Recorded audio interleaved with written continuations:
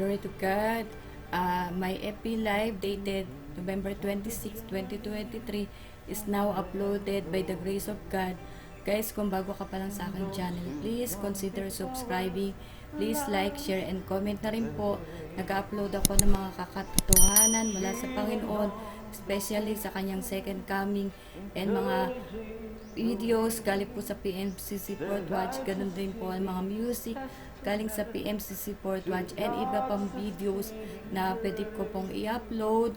Sa ngayon di pa tayo makapag cooking vlog dahil tayo po ay still paralyzed, but by the grace of God we hope and pray na soon, very soon, na makakagawa na rin po tayo ng ibang videos. Salamat po and God bless us all. Let us lead to those behind us, the heritage of faithfulness, pass on to godly life.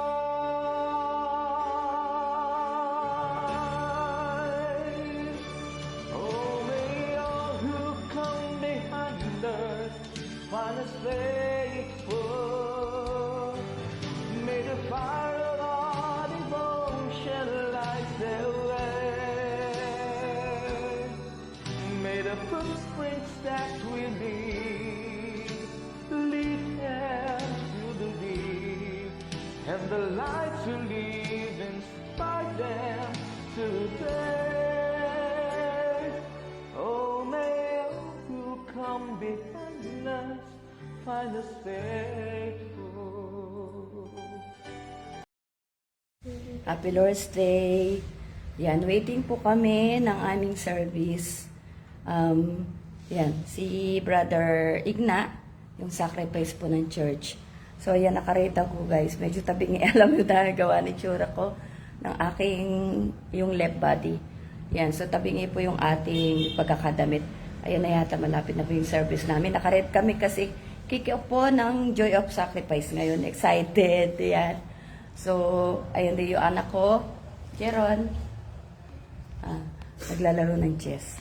Ayan, so, either red or green, yung yung sabi ni pastor na, yung namin, yung pang-itas. Okay? So, kaya tayo naka-red. Ayan guys, ayan. So, waiting na lang kami ng ng service. At saka po yan, yung Joy of Sacrifice, buong month ng December, kagalakan sa pagsasakripisyo. Ayan, meron din akong video sa YouTube ko niyan. Purihin ng Panginoon po, Happy Lord's Day uli.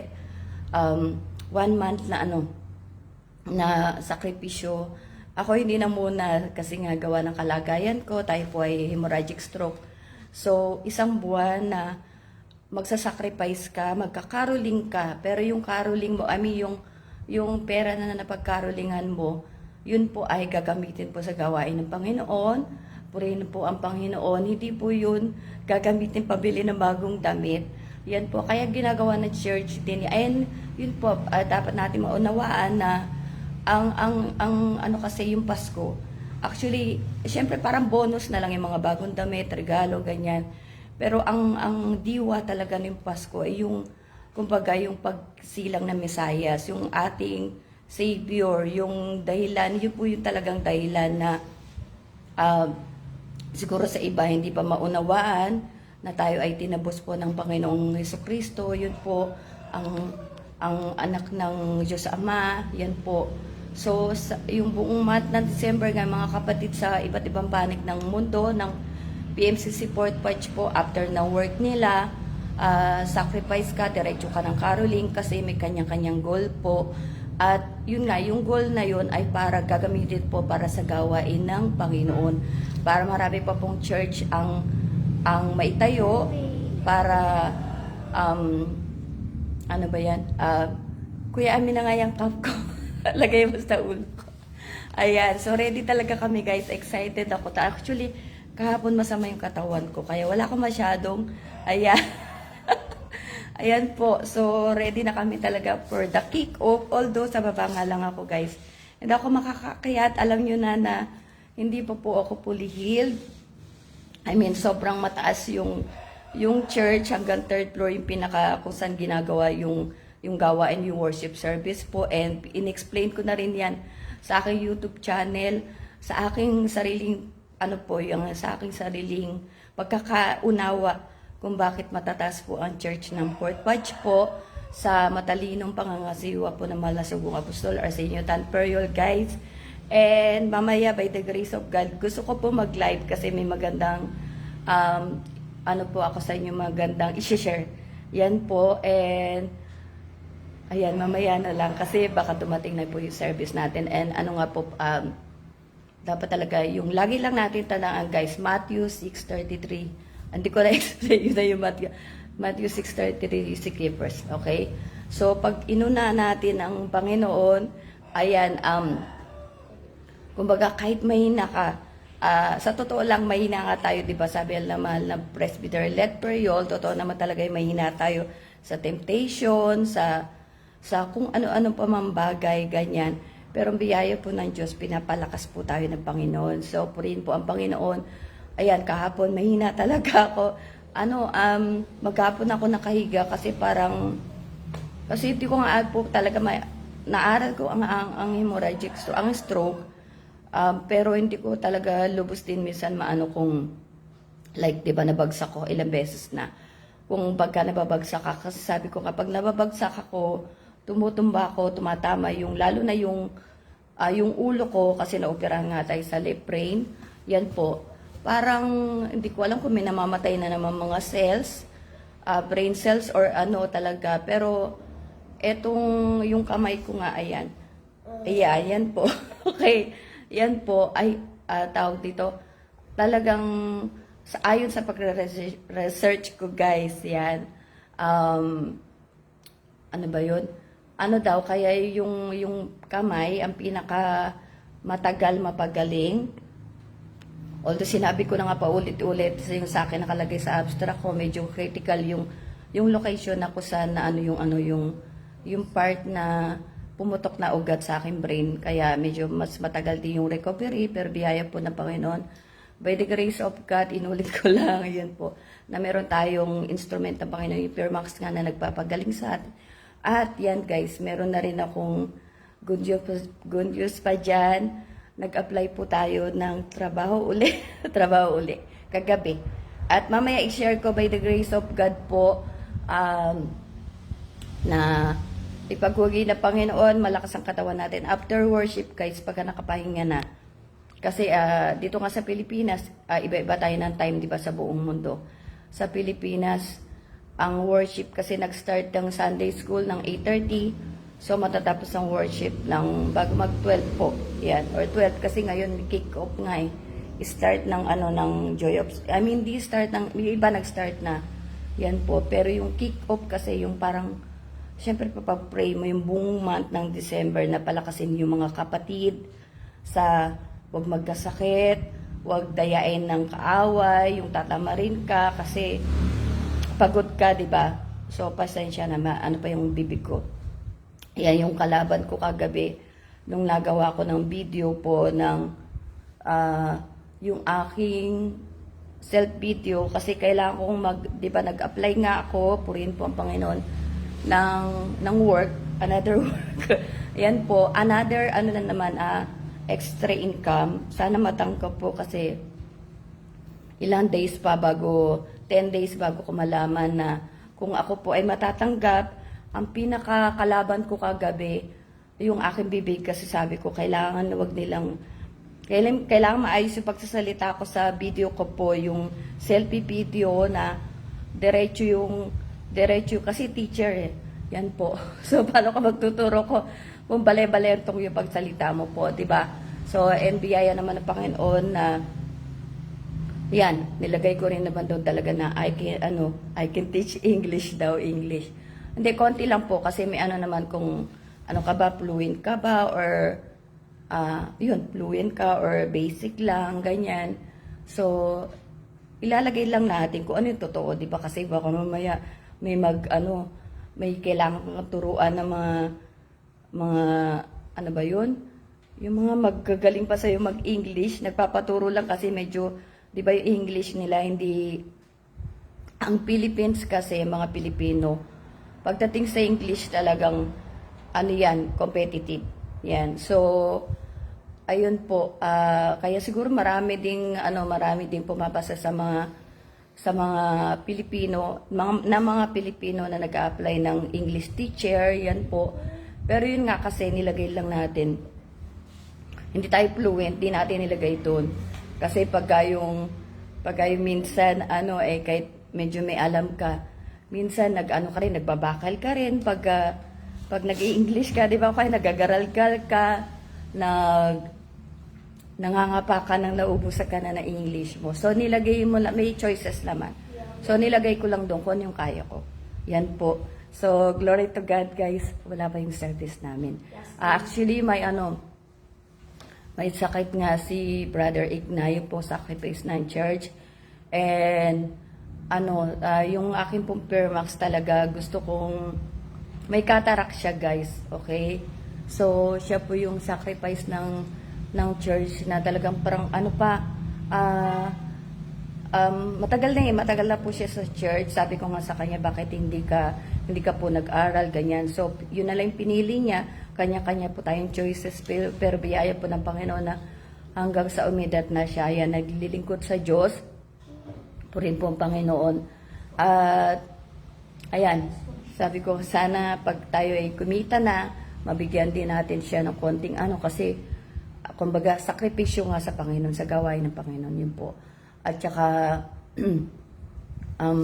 sabi ko, yung nga yung Permax talaga, gusto ko ipagamit sa kanya, gusto kong makabili tayo, kumita. Yan po kasi marami tayong gustong paggamitin, guys. Gusto natin makatulong sa maraming tao, kahit libre. I mean, di pa nga ako, sabihin nyo praning ako dahil di pa nga gumagaling, gusto na magbigay or Hindi kasi lagi sinasabi naman lang Bishop Aldrin Palangka, according to your faith, be it unto you. So, ayon sa pananampalataya mo, pag-iirin po ng Panginoon. Kaya naman, ako sa biyaya po ng Diyos na, ayan, masaya tayo sa Panginoon, guys. Glory to God. At disclaimer po, okay, sa mga, yung iba, yan. Tayo po ay biyaya ng Diyos.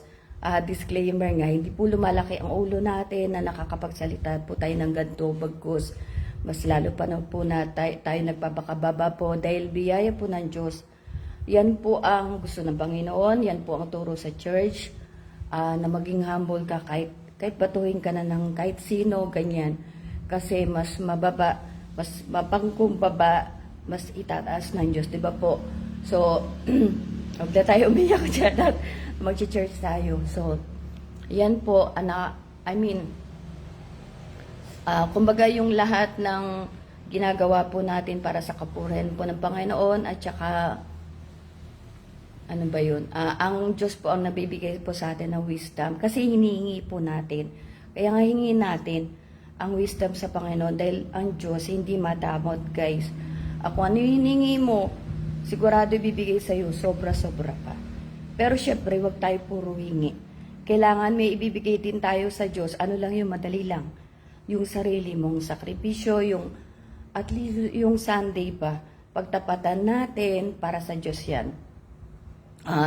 Kasi nga, diba, sabi nga yung 6 na araw, atin na. Yung isang araw, hindi pa 24 hours, bibigay mo sa Panginoon. Huwag ka na magdamot. Ilang oras lang, tapusin mo yung mensahe mula Sunday school hanggang sa matapos yung mensahe. O di tapos na, nakaano ka na, di ba? Naka ilang oras ka na para sa church, ay para sa Panginoon. So yun po yung dapat talaga magkaroon tayo ng yung Matthew 6:33 na una yung Diyos sa buhay natin. Kasi para pag humiling ka sa Diyos, meron siyang iisipin na ginawa mo para sa Kanya. Kaya hindi totally para sa iyo yung talaga.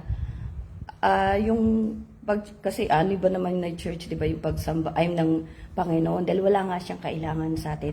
Tayo ang may kailangan sa Kanya. Kaya yung pagsamba mo, paglapit mo sa Diyos, pagpupuri mo, iyon. Hindi yun sa atin, guys. Di ba? So, yun po. Wala pa si Brother Ina.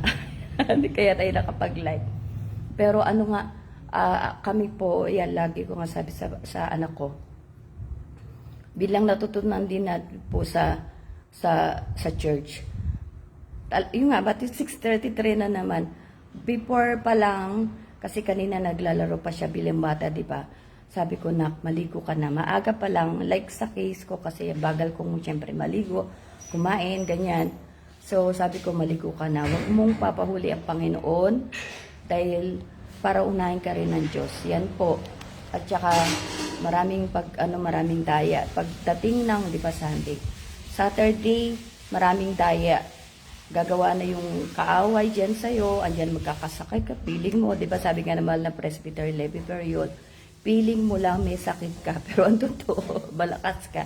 Dahil bakit po, pinapalakas tayo ng Panginoon. Kaya minsan yung sakit ng ulo ko, ayokong mag-church, ayokong mag-ganyan. Pero sabi nga, it's all in the mind. Isipin mo, malakas ka para sa Diyos, para mag-church. So, palalakas ka ng Panginoon, di ba? So, yeah, sabi ko nga kahapon, talaga kahapon po,